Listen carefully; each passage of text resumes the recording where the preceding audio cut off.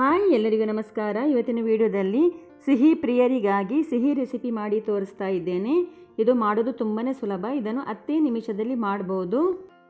ಈ dessert recipe ನೀವು ಒಂದ್ಸಲ ಮಾಡಿದರೆ ಪದೇ ಪದೇ ಖಂಡಿತ ಮಾಡ್ತೀರಾ. ಮಾಡಲಿಕ್ಕೂ ಸುಲಭ, ಹಾಗೆ ತಿನ್ನಲಿಕ್ಕೂ ತುಂಬಾ ರುಚಿಯಾಗಿರ್ತದೆ. ಇದನ್ನು ಮಾಡಿ ಫ್ರಿಜ್ಜಿನಲ್ಲಿಟ್ಟು ಸ್ವಲ್ಪ ತಣ್ಣಗಾದ ನಂತರ ತಿಂದರೆ ನೀವು ತಿಂತಾನೇ ಇರ್ತೀರ, ಅಷ್ಟೊಂದು ರುಚಿಯಾಗಿರ್ತದೆ. ಬನ್ನಿ ಇದನ್ನು ಮಾಡೋದು ಹೇಗೆ ಅಂತ ನೋಡುವ. 3/4 ಕಪ್ ನೀರನ್ನು ಒಂದು ಪಾತ್ರೆಗೆ ಹಾಕ್ತಾ ಇದ್ದೇನೆ. ಹಾಗೆಯೇ ಇದಕ್ಕೆ ಸ್ವಲ್ಪ ಕೇಸರಿಯನ್ನು ಹಾಕ್ತಾ ಇದ್ದೇನೆ. ಕೇಸರಿ ಇಲ್ಲದಿದ್ದರೆ ಯೆಲ್ಲೋ ಫುಡ್ ಕಲರ್ ಅಥವಾ ಪಿಂಕ್ ಕಲರ್ನಲ್ಲಿ ಮಾಡಬೇಕಿದ್ರೆ ಪಿಂಕ್ ಫುಡ್ ಕಲರ್ ಯೂಸ್ ಮಾಡ್ಬೋದು. ಈಗ ಗ್ಯಾಸ್ ಆನ್ ಮಾಡಿ ಈ ನೀರನ್ನು ಕುದಿಲಿಕ್ಕೆ ಇಟ್ಟು ಒಂದು ಕುದಿ ಬಂದ ನಂತರ ಗ್ಯಾಸ್ ಆಫ್ ಮಾಡಿ. ನೀರಿನಲ್ಲಿ ಕೇಸರಿ ಕಲರ್ ಬಿಡಲಿಕ್ಕೆ ನೀರನ್ನು ಕುದಿಲಿಕ್ಕೆ ಇಟ್ಟದ್ದು. ಫುಡ್ ಕಲರ್ ಯೂಸ್ ಮಾಡೋದಾದರೆ ನೀರನ್ನು ಕುದಿಸಬೇಕಾಗಿಲ್ಲ. 3/4 ಕಪ್ ಕುಡಿಯುವ ನೀರಿಗೆ ಫುಡ್ ಕಲರ್ ಹಾಕಿ ಮಿಕ್ಸ್ ಮಾಡಿದರೆ ಆಯಿತು. ಫೈರ್ಲೆಸ್ ಕುಕ್ಕಿಂಗ್ ಕಾಂಪಿಟೇಷನ್ ಇದ್ದರೆ ಅದಕ್ಕೆ ಈ ರೆಸಿಪಿನ ಮಾಡ್ಬೋದು. ಮಾಡೋದು ಕೂಡ ತುಂಬಾ ಸುಲಭ.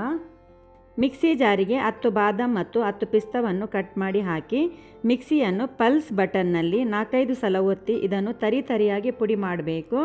ಈಗ ಇದು ತರಿಯಾಗಿ ಪುಡಿಯಾಗಿದೆ. ಇದನ್ನು ಬೇರೆ ಬೌಲ್ಗೆ ತೆಗೆದಿಟ್ಟಿದ್ದೇನೆ. ಅದೇ ಮಿಕ್ಸಿ ಜಾರಿಗೆ 1/2 ಕಪ್ಪು ಸಕ್ಕರೆ ಹಾಕಿ ಈ ಸಕ್ಕರೆಯನ್ನು ಪುಡಿ ಮಾಡಿಕೊಳ್ಬೇಕು. ಈಗ ಈ ಸಕ್ಕರೆ ಪುಡಿಯಾಗಿದೆ. ಇದನ್ನು ಕೂಡ ಬೇರೆ ಒಂದು ಬೌಲ್ಗೆ ತೆಗೆದಿಡ್ತಾ ಇದ್ದೇನೆ. ಈಗ ಅದೇ ಮಿಕ್ಸಿ ಜಾರಿಗೆ 4ರಿಂದ 5 ಸ್ಪೂನ್ನಷ್ಟು ಹಾಲಿನ ಕೆನೆ ಹಾಕ್ತಾ ಇದ್ದೇನೆ. ಇದು ನಾವು ಮನೆಯಲ್ಲಿ ಹಾಲು ಕಾಯಿಸಿ ತೆಗೆದಿಟ್ಟ ಹಾಲಿನ ಕೆನೆ. ಮಿಕ್ಸಿಗೆ ಹಾಕಿ ಇದನ್ನು 2 ಸುತ್ತು ಗ್ರೈಂಡ್ ಮಾಡಿದರೆ ಸಾಕು. ಮನೆಯಲ್ಲಿ ಮಾಡಿದ ಹಾಲಿನ ಕೆನೆ ಇಲ್ಲದಿದ್ದರೆ ಮಾರ್ಕೆಟ್ನಲ್ಲಿ ಮಿಲ್ಕ್ ಕ್ರೀಮ್ ಸಿಗುತ್ತೆ, ಅದನ್ನು ಕೂಡ ತಂದು ಯೂಸ್ ಮಾಡ್ಬೋದು. ಅದನ್ನು ತಂದರೆ ಮಿಕ್ಸಿ ಜಾರಿಗೆ ಹಾಕುವ ಅಗತ್ಯ ಇಲ್ಲ, ಡೈರೆಕ್ಟಾಗಿ ಯೂಸ್ ಮಾಡ್ಬೋದು. ಈಗ ಇದನ್ನು 1-2 ಸುತ್ತು ನಾವು ಗ್ರೈಂಡ್ ಮಾಡಿದರೆ ಸಾಕು. ನೋಡಿದು 2 ಸುತ್ತು ಗ್ರೈಂಡ್ ಆಗಿದೆ.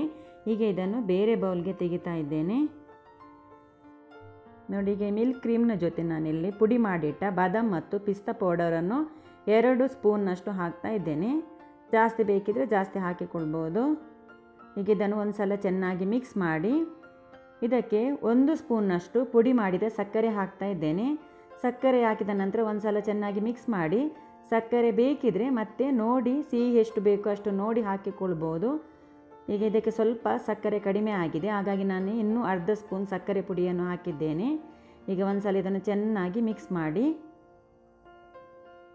ಸಕ್ಕರೆ ನೋಡಿಕೊಂಡು ನಮ್ಮ ಸಿಹಿಗೆ ಎಷ್ಟು ಬೇಕೋ ಅಷ್ಟು ನೋಡಿಕೊಂಡು ಸಕ್ಕರೆ ಹಾಕಿಕೊಂಡ್ರೆ ಆಯಿತು.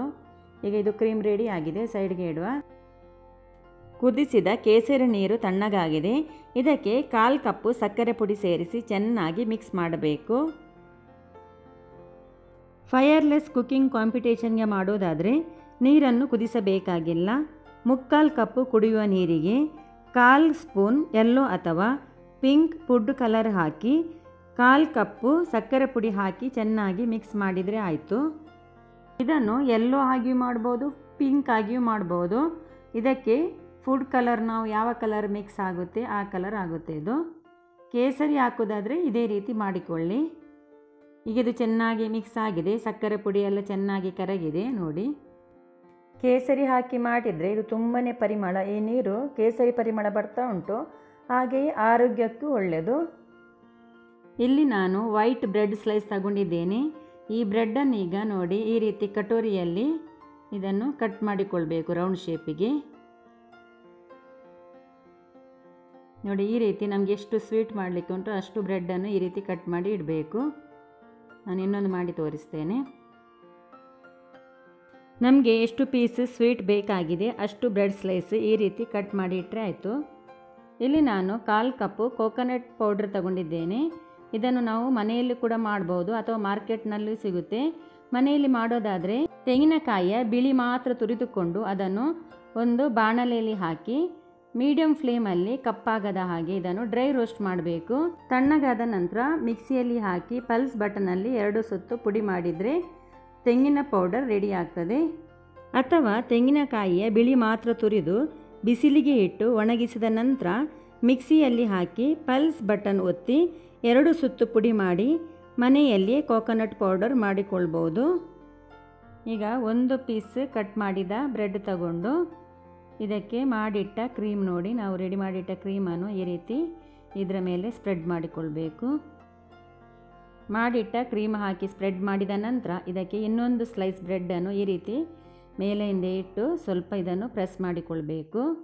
ಆ ನಂತರ ಇದನ್ನು ಈ ಕೇಸರಿ ನೀರಿನಲ್ಲಿ ಅದ್ದಿ ಇದರಲ್ಲಿರುವ ಎಕ್ಸ್ಟ್ರಾ ನೀರನ್ನು ತೆಗಿಬೇಕು. ನೋಡಿ ಈ ರೀತಿ, ಅಥವಾ ಅಂಗೈ ಮೇಲೆ ಇಟ್ಟು ಕೂಡ ಒತ್ತಿ ನೀರನ್ನು ತೆಗಿಬಹುದು. ನೀರನ್ನು ಸರಿಯಾಗಿ ಒತ್ತಿ ಇದರಲ್ಲಿರುವ ಎಕ್ಸ್ಟ್ರಾ ನೀರನ್ನು ತೆಗಿಬೇಕು.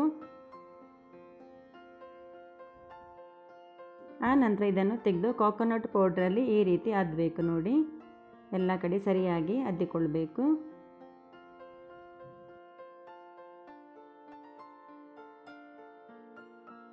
ಹೀಗೆಯೇ ಎಲ್ಲವನ್ನು ಮಾಡಿ ಇಡಬೇಕು. ಸ್ವೀಟ್ ರೆಡಿಯಾಗಿದೆ. ಗಾರ್ನಿಷಿಗೆ ಸ್ವಲ್ಪ ಕೇಸರಿಯನ್ನು ಮೇಲೆ ಹಾಕಿದ್ದೇನೆ. ನೋಡಿ, ಕೇಸರಿ ಇಲ್ಲದಿದ್ದರೆ ಗಾರ್ನಿಷಿಗೆ ಸ್ವಲ್ಪ ಪಿಸ್ತವನ್ನು ಕಟ್ ಮಾಡಿ ಮಧ್ಯಕ್ಕೆ ಇಡ್ಬೋದು. ಅದು ಕೂಡ ಗ್ರೀನಾಗಿ ನೋಡಲಿಕ್ಕೆ ಚೆಂದ ಕಾಣ್ತದೆ. ಅಥವಾ ಡ್ರೈ ಚೆರ್ರಿ ಇದ್ದರೆ ಅದನ್ನು ಕಟ್ ಮಾಡಿ ಮಧ್ಯಕ್ಕೆ ಗಾರ್ನಿಷಿಗೆ ಇಡ್ಬೋದು. ಇದನ್ನು ಫ್ರಿಜ್ನಲ್ಲಿ ಇಟ್ಟು ತಿಂದರೆ ಇನ್ನೂ ತುಂಬಾ ಟೇಸ್ಟಿಯಾಗಿರ್ತದೆ, ಸ್ವಲ್ಪ ಕೋಲ್ಡ್ ಆಗಿ. ಒಂದು ಸಲ ಈ ರೆಸಿಪಿನ ಖಂಡಿತ ಮಾಡಿ ನೋಡಿ. ತುಂಬಾ ಟೇಸ್ಟಿಯಾದ ಸ್ವೀಟ್ ರೆಸಿಪಿ. ಬ್ರೆಡ್ನಲ್ಲಿ ಮಾಡಿದಂತ ಗೊತ್ತೇ ಆಗೋದಿಲ್ಲ, ಅಷ್ಟು ಚೆನ್ನಾಗಿರ್ತದೆ. ಇವತ್ತಿನ ಈ ರೆಸಿಪಿ ತಮಗೆ ಇಷ್ಟವಾದಲ್ಲಿ ಪ್ಲೀಸ್ ನನ್ನ ಚಾನಲನ್ನು ಸಬ್ಸ್ಕ್ರೈಬ್ ಮಾಡಿ, ಲೈಕ್ ಮಾಡಿ, ಶೇರ್ ಮಾಡಿ. ಈ ವಿಡಿಯೋ ನೋಡಿದ್ದಕ್ಕಾಗಿ ತಮಗೆಲ್ಲರಿಗೂ ಧನ್ಯವಾದಗಳು.